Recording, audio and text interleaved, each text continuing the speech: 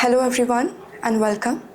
Today I'm really grateful to be joined by Mary Pat Fisher, who is an American author and the writer of a well-known book, Living Religions. She was also the producer of a global radio program called Earth Care. She has dedicated over 3 decades of her life to Gobind Sadan, a unique spiritual interfaith community located on the outskirts of New Delhi, created by His Holiness Baba Virsa Singh Maharaj. Today we are exploring a big and a timeless question: who is God? Thank you, Maryji, for joining us. Thank you, Ishmeet. So, Maryji, let me ask you this question once again: who is God? This is such a difficult question.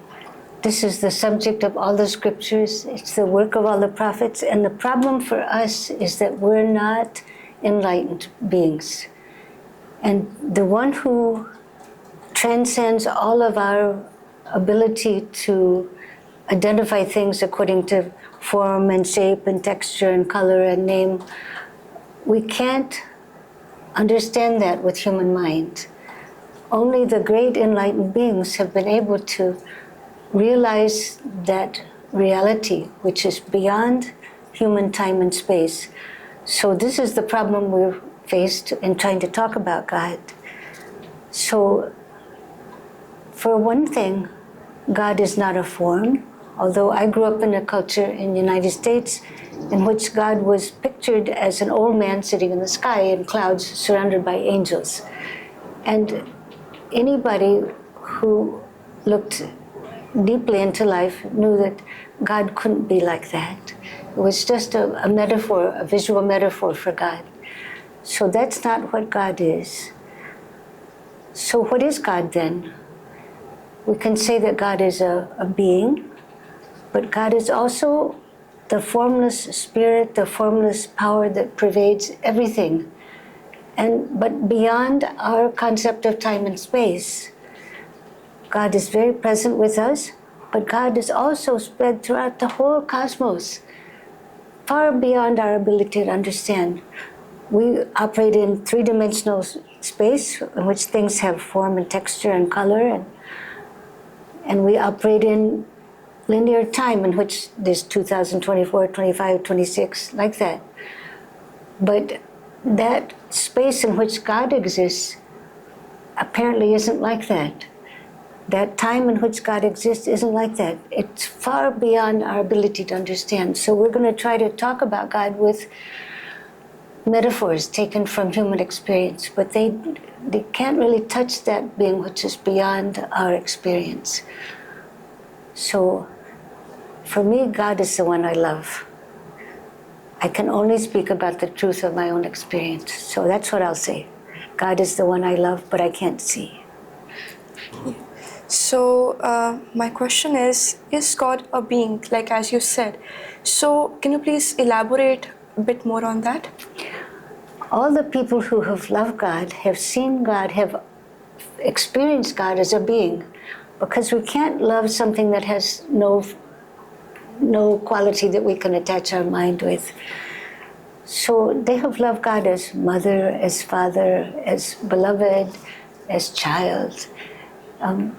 Different religions have pictured God as a being, like a deity with a form, and artists make pictures of that form. But God is a being that doesn't have any form. God is the most beautiful, formless one, and we can't imagine beauty without form. All the bhakti poets, all the saints in all religions have referred to a being, but a being not in a normal sense like you're a human being, I'm a human being. Beingness without form, we can't really grasp, but we can feel the presence of that one, like a person, a personal thing close to us that we love so much, and it's inside of us. Our Baba Virsa Singh said you'll only find that one inside yourself. And once you find that one inside yourself, you can experience that one everywhere. So God is a being in the sense that not necessarily a physical person, as we understand person, but a being in sense of a presence that we can love, that we can pray to, that we can relate to somehow. So someone calls him Waheguru, someone calls him Ram, someone calls him Allah, and someone calls him Jesus. So are all these names referring to the same one? Well, Jesus, for instance, is not considered God. So Allah is the God, is the most comprehensive name of God for Muslims. There are many, many names of God in Islam, like Al-Wadud, the loving, or Al-Rahim, the merciful one.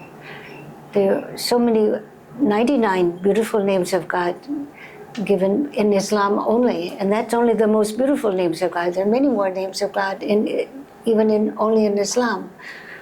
We have many, many ways of referring to that one. In Daoism, which doesn't really orient itself toward a personal God, the great prophet, we can say the great one who wrote the Tao Te Ching, Lao Tzu, says that one is formless, nameless.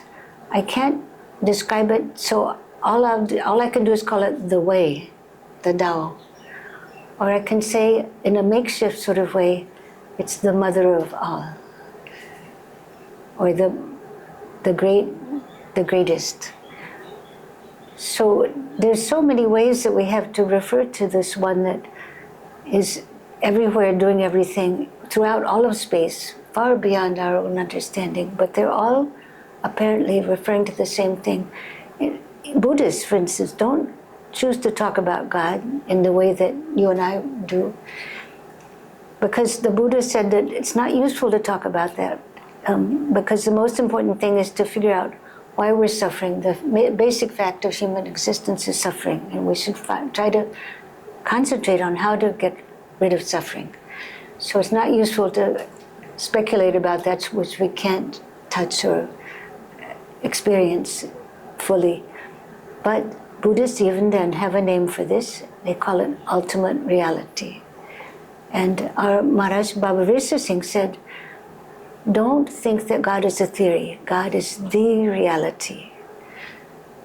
So all these names are referring to the nameless one, the same nameless one. There's so many names of God in Jap Sahib, written by Guru Gobind Singh.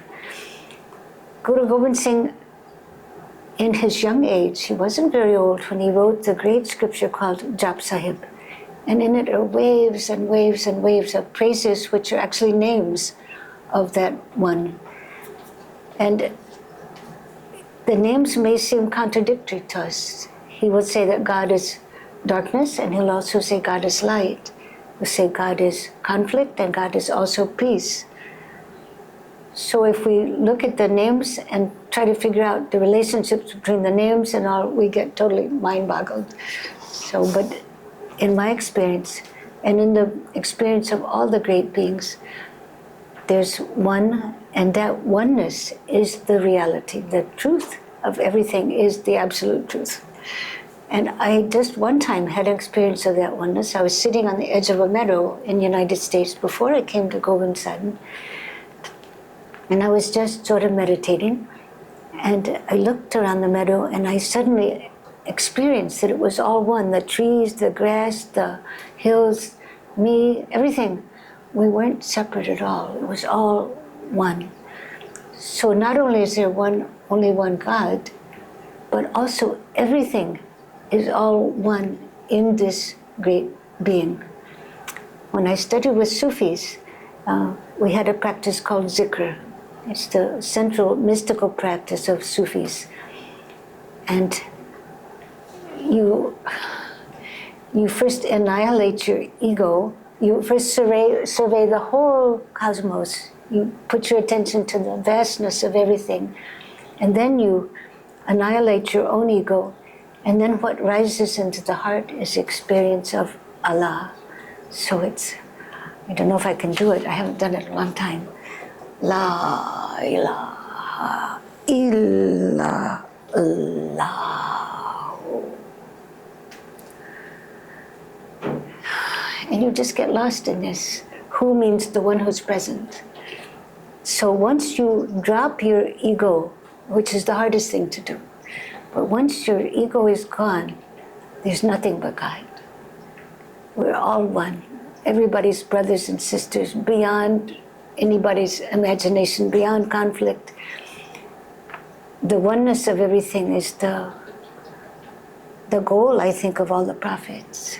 And we can call it the oneness of God, we can call it the oneness of everything, but that is the ultimate reality. Everything is one. So, where is God? Where can we find Him? Our teacher, Baba Virsa Singh, said to us, people come to India to find God. They come from many, many countries to find God. He said, you don't have to come to India to find God.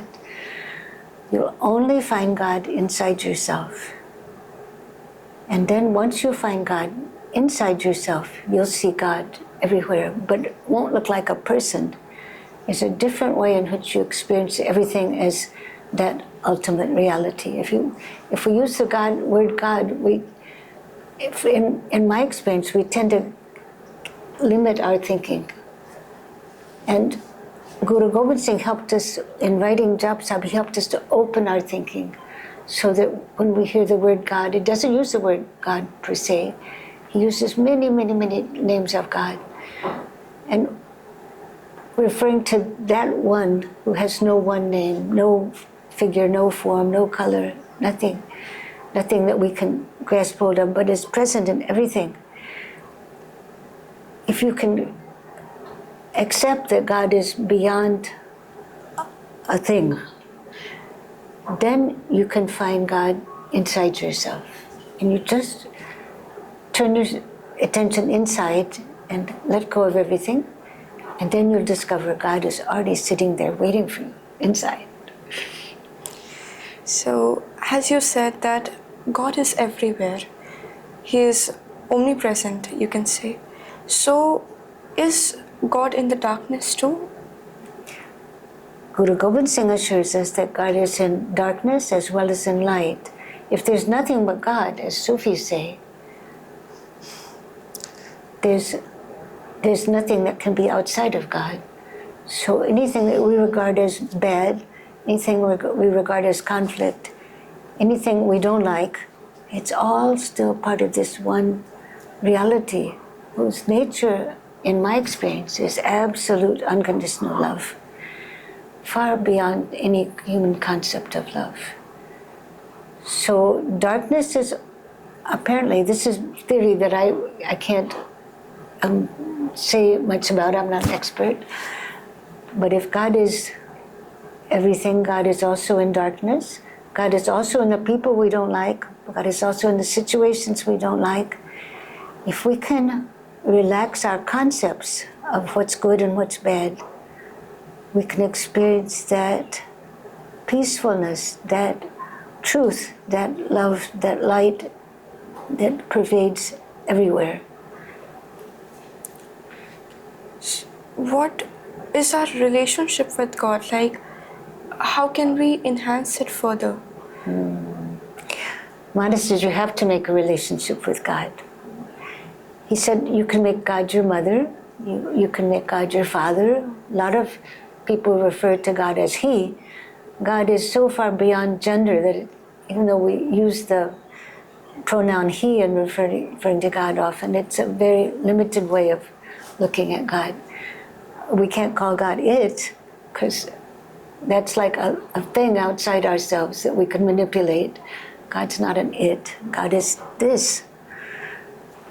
So to relate to God, you can just understand that God is present with you, and you can love God in any way you want, as a brother, as a sister, as a child, as an old person that has a lot of wisdom, as an innocent baby.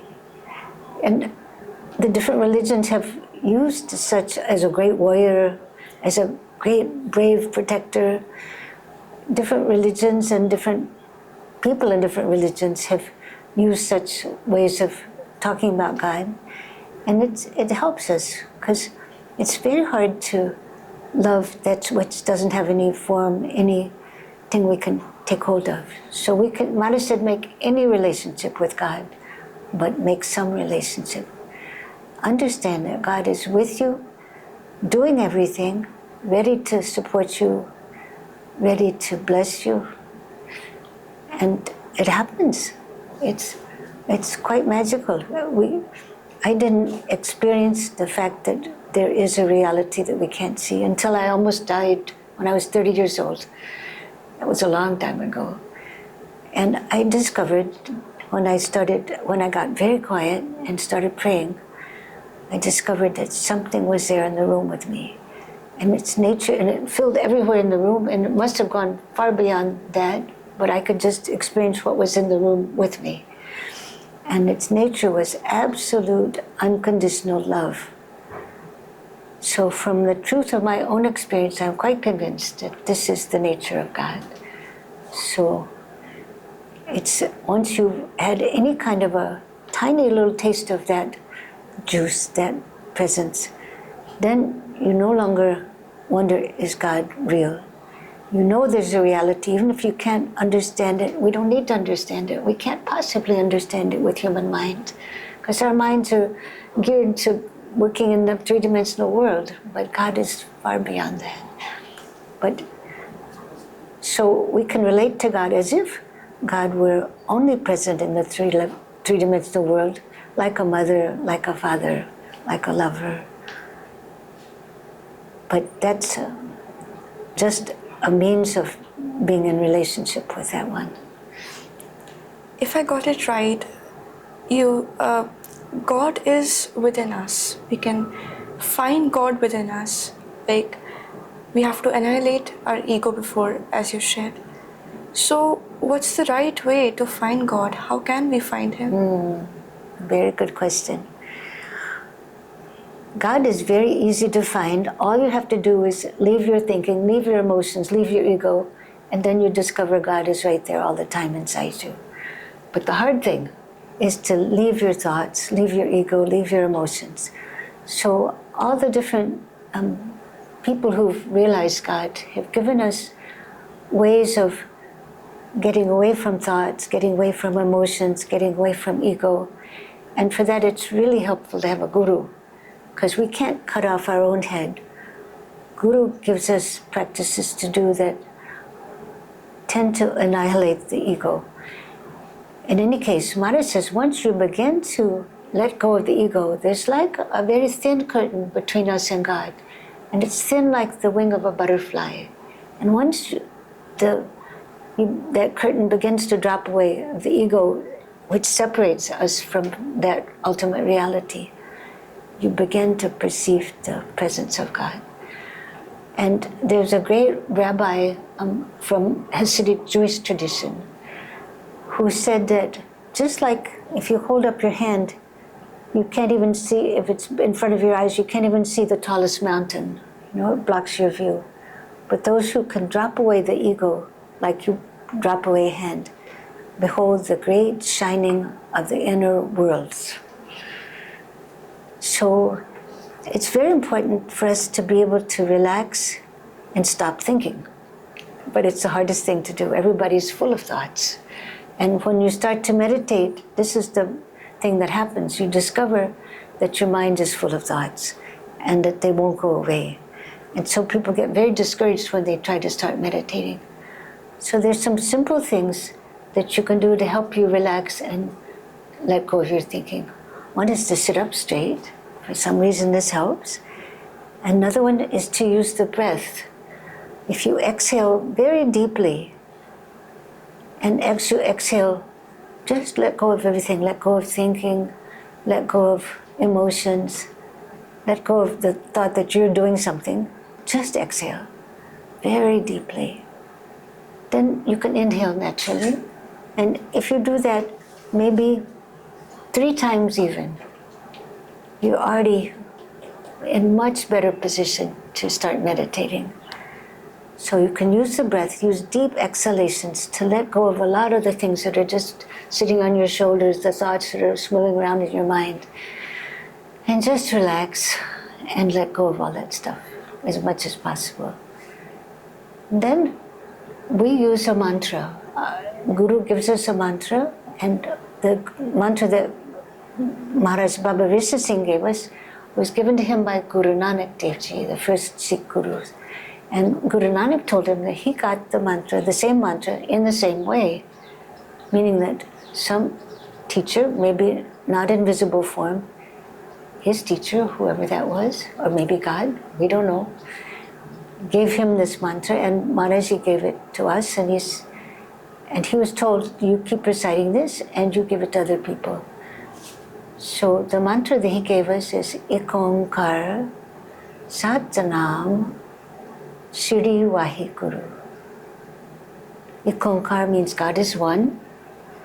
Satnam means God is the essence of truth. God is the reality.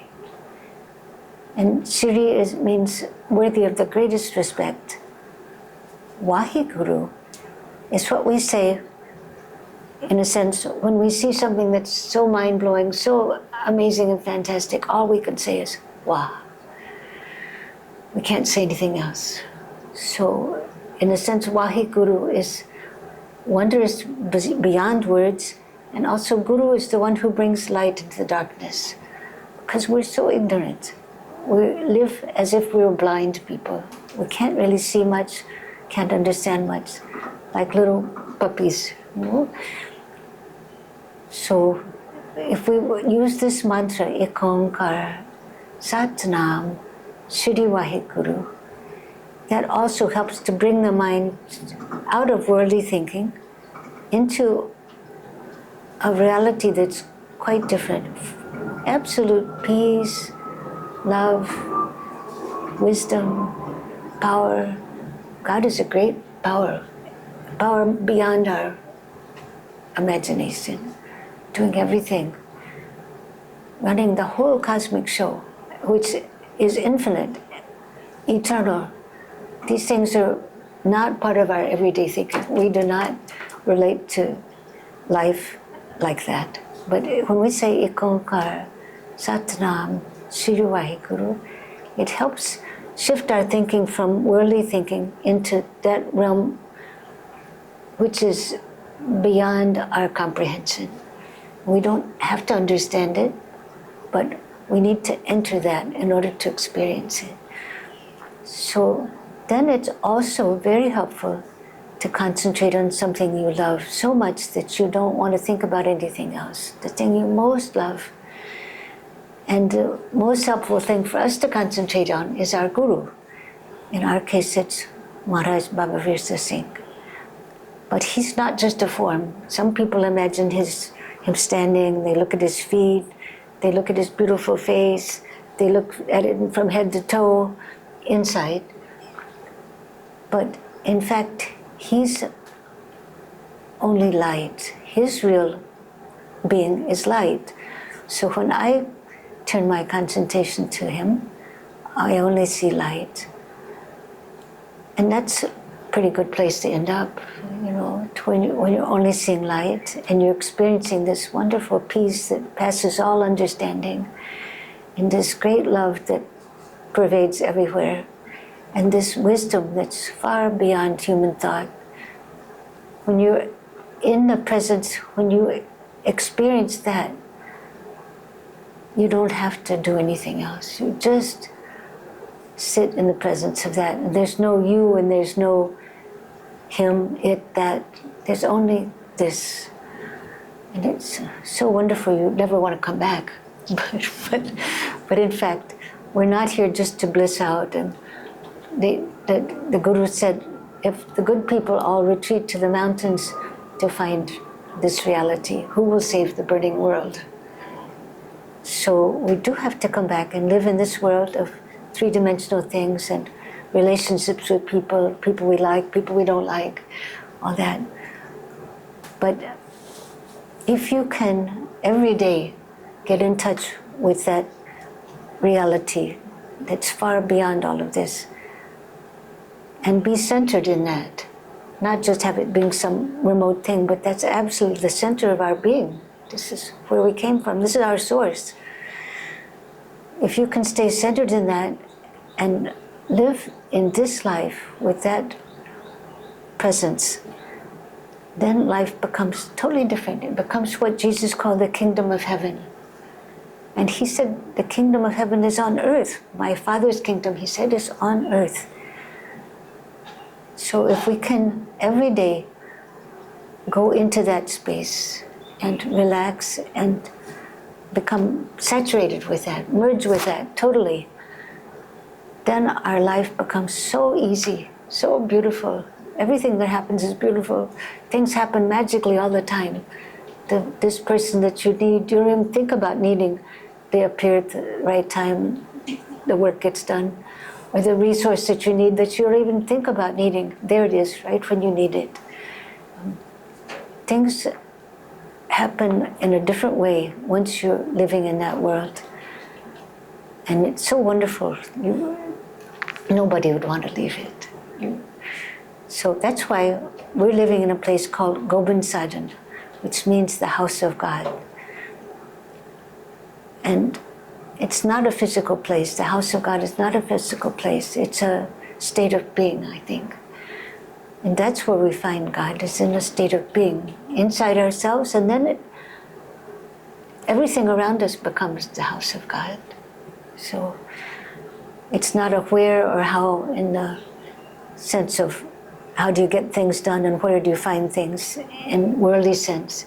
It's in a different dimension, which is present right in the middle of this life, in which every day the newspapers bring us more bad news.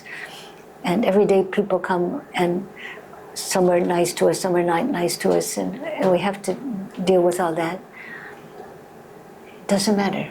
It's okay. It's all okay, because God is present everywhere, doing everything.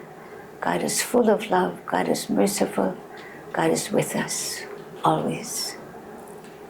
So we can say that God is a light who has different forms.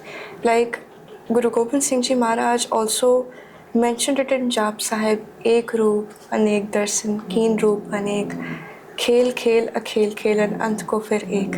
So he is a light and he has different forms, if I got it right. Guru Gobind Singh came the closest, in my opinion, to being able to describe God of anybody. His Jap Sahib is 199 verses of descriptions of the indescribable one. And every time you read Jap Sahib, your mind just expands. Your concept of God just keeps expanding, expanding. So God is light, but also darkness in Jap Sahib. God is conflict, but also peace. And if you read Jap Sahib with this understanding that he's talking about the names of God, the attributes of God, he says at the beginning, nobody can ever know all your names.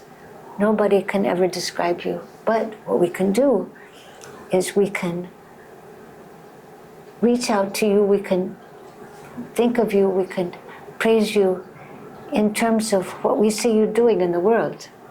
So these are all the attributes, not forms exactly, but the qualities of God. And they're innumerable, beyond, beyond, beyond. That's why in Hindu tradition, the sages referred to God in terms of neti, neti, neti, neti, beyond this, beyond this, beyond this. Thank you, Mariji, for sharing your wisdom and experiences with us. This conversation was truly a blessing. And now we know that God, knowing God is not just about words, it's about love, devotion, and the inner relationship you make with God. And each form of God is equally beautiful, respectable, and unique. So you have reminded us of that. And thank you so much for taking time out of your busy schedule. And I hope this conversation brings peace and devotion to everyone's hearts, including mine. Thank you so very much, Mariji. Thank you so much. It's our favorite subject, but could go on forever. God bless you.